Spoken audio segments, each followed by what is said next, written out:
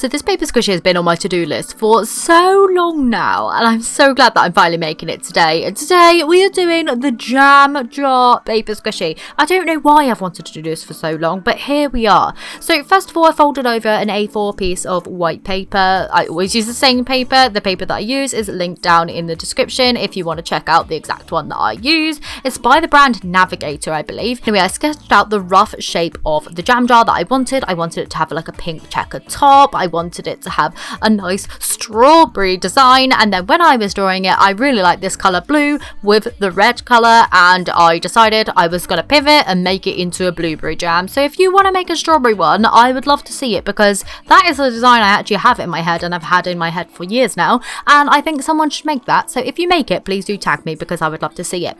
Anyway, going along with the blueberry theme, I drew out a little blueberry on top of the alcohol markers that I used from the Hoo brand. So the colors that I used for this one here were PB1 for the blue, and then the red at the top was R4, just in case you have the same pen. Then used an acrylic marker in a darker blue to draw out the blueberry, and then went in with a lighter blue acrylic marker and just wrote out the word jam, coloured that in just to add on the Dew Child label on that. I think it looks adorable. So I actually went in with a black acrylic marker and added on a border to mine. I felt like this made it look a little bit cartoony, and that was the vibe that I was going for. I added a little face onto the blue just to, you know, spruce that up. What a cutie it is. Look how cute that is. I added some highlight to the bloob and the jam jar itself, and then I took that same blue light colour pen and add some sparkles on it, because I thought, why not? That will spruce it up and make it look nice and, yeah, decorative. I then cut out the jam jar around that black border. I used that as my reference, making sure it was nice and even all the way around, and then I got to taping to turn that picture into a paper squishy.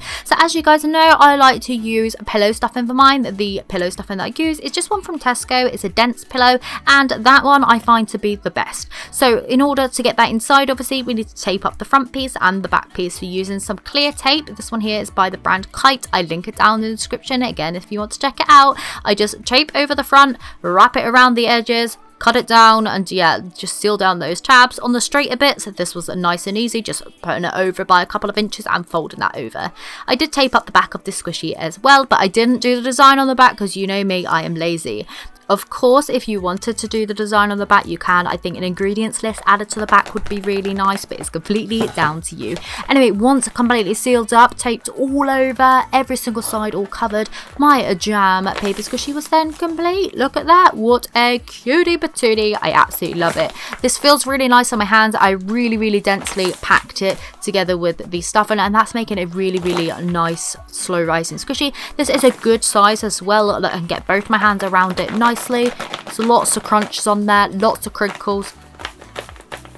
Hear that sound? This is why I love paper squishies. Honestly, this is the one. I love it. I think it's adorable. So if you have any requests for any future paper squishies, then leave them down in the comments down below. If I make your request, I will pin your comment and I will give it a shout out on the video if I do make it. Thank you so much for watching today. If you like this video, then please do give it a thumbs up.